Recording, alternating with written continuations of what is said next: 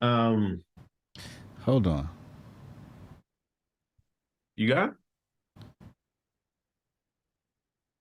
I had some of the best elementary. Oh, let me make sure y'all can see this on the screen. This is blasphemous. How was it blasphemous? I had some of the best elementary school teachers and even some neighbors that I knew that were Klan members back in Texas while growing up. I knew where they stood with me, and they also knew where I stood with them. The boundaries were very clear, very, very clear, and I still played with their kids. I just couldn't drink from the outside water hose or come inside their house to eat. And their houses were usually much smaller than what I grew up in. My mother never refused to let their kids into her house to eat a summer lunch or drink from our vintage JFK water glasses. I can't help but wonder today if the kids are vigorously supporting me as an actor today, simply because I showed them love and respect as a true Texan and a true American, even when their parents and grandparents forbid them to reciprocate love and respect for me publicly to me back then. But I'm infamous now. I wonder. What? And you got a picture of the KKK up here. What sparked that? Like, what made him say, I'm going to say this today? Was it like a KKK holiday or some shit? Did they have an anniversary?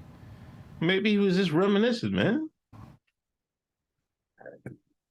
First off, let me say this. These are stories you just tell your family. You don't tweet this stuff to Instagram. Why? I don't understand it. This is what I don't understand. This is the problem with Black America. Why can't he say that? What's the problem with saying that? Because you It's sound not like he's crazy. talking. Whether it's life is crazy, life is bizarre. Life is not like this linear thing that happens. It goes everywhere. You can't go in a house, but they can go in your house and drink from your JFK glasses. Nigga, what? You must have lost your damn mind. I'd have kept that story between the family. Nobody need to know all the family business like that. Counterpoint, ladies and gentlemen. That's just truth. Why can't he say it? There's some secrets like like Uncle Jojo like to touch kids and shit like that. I mean, those are stories you don't say. But No, those are stories you do say. Let everybody know who fucking acting weird. So get him out the paint, lock his ass up. I don't see what the problem was with Isaiah's story. I just don't. Um, like, what do you want him to say? Like, I think that's example of life in America is a little bit more complex than this Hollywood fucking shit that they try to put in our fucking brains and shit like that. You know, did the kids hate each other because the parents was, my parents is in the Klan, but the kids gotta hate Negroes. Like, what you want them to do? Go over there and burn the KKK members' house? You want to go out shooting and shit? You say they was some bitch made motherfuckers. If that's the case, you want to go back in history. They got generations, plantation full of bitch made motherfuckers. By your standards, by your standards, we gotta stop judging. Black folks gotta stop judging each other on how they deal with things. And this is why I just don't get that. How you would deal with a situation. Not everybody got the gumption, the brains, the lack of brains to deal with it. Sometimes people had to deal a certain way just to save their lives, just to see another day. You the type that would like, this mentality is I'm not my ancestors. You know when them shines and run around with them shirts, I'm not my ancestors. That's the mentality you just spoke right there. No. I wouldn't go in chains. They wouldn't put me in chains. I'm not my ancestors. Like you're calling our ancestors some bitch made motherfuckers because they was put in chains. They wasn't putting chains. They was serving fucking drinks out the JFK glasses. And he said his house was bigger than the white folks' house, which means these were some bougie blacks. Not every white folks was rich, man. They had a little bit of money. And black folks, I mean, they might have been bougie, middle class. All the white folks had money. Only you would defend a grifter. Oh. This is an obvious grift. My beef is with why you felt like Instagram needed to know. And Yeah, you typed it and you typed it out. He had to get some shit off his chest. He had to get some shit off his chest. Yeah. No. He was grifting. You know, only you would defend a grifter. I know when it looked like was somebody grifting. He's grifting. It's obvious grift. Okay, yeah. Got it. He grifted. But like it's like of all things you could have grifted off of, you like, oh, I'm gonna tell this story about when my family used to let me play with the KKK kids. It's like, what? I wouldn't want anybody to know that about me. That's the perfect grift.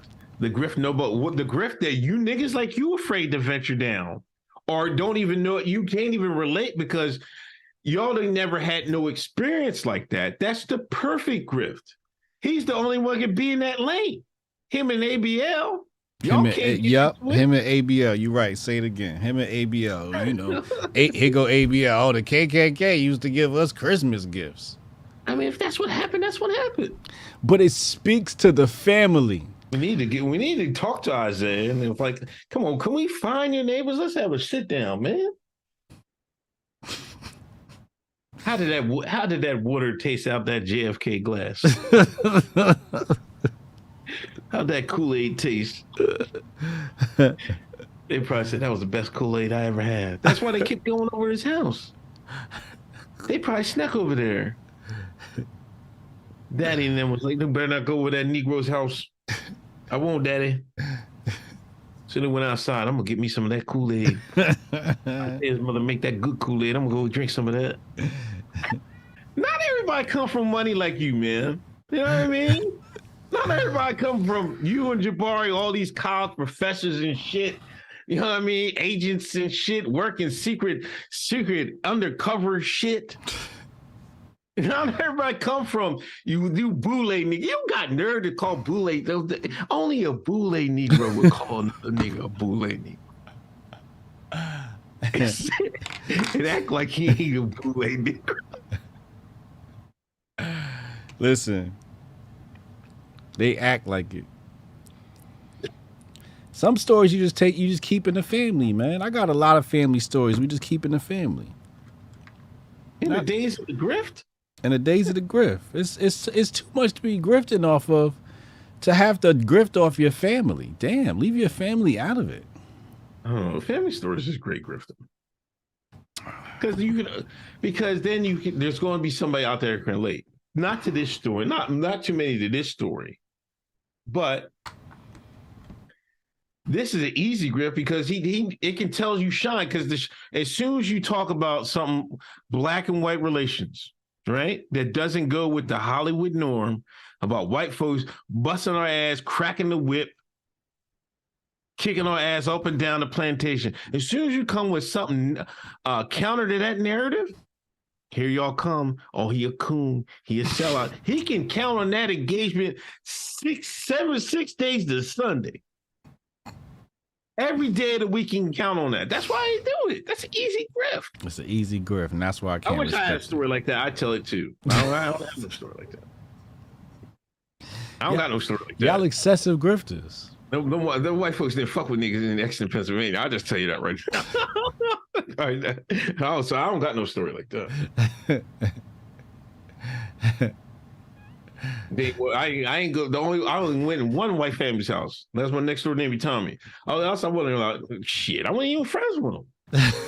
Fighting every day on the bus, man.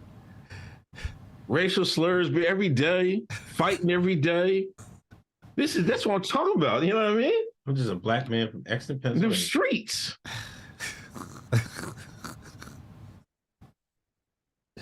Them racial streets. The racial streets. Like these people, like this is what kills me about like today, these Black Lives Matter folks talking about these racial lines. Like That's racism. Like, you niggas don't even know. You haven't even been around. Y'all didn't, we wasn't even raised around the white folks to be even saying some of the shit y'all be saying. Like, I don't know how they even talk about it. Dog, I don't want to hear this shit when you got to college, you encounter some racism. No. Give me a fucking break. Or like you got picked over on something, you know what I mean? Y'all didn't encounter no y'all didn't encounter no institutional racism. You didn't even see it. You in there for the grift. Motherfuckers that can't encounter that shit for real don't even fucking real talk about it anymore. They just feel like I got through it, man. Fuck it, I made it. Yeah. Man couldn't even stop me. Yeah. That's how I feel. But they grifting off the shit. Your man's in them was baking cookies for the KKK.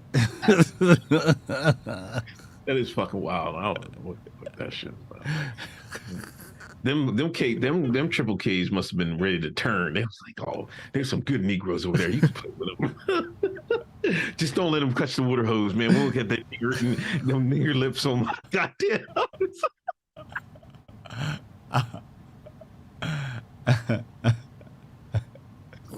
That's crazy. Don't, yeah, you can play with them. Don't let them touch the hose, man. Don't let them big. You let them touch the hose, your lips gonna be. Then wake up the next morning, your lips gonna be big as theirs.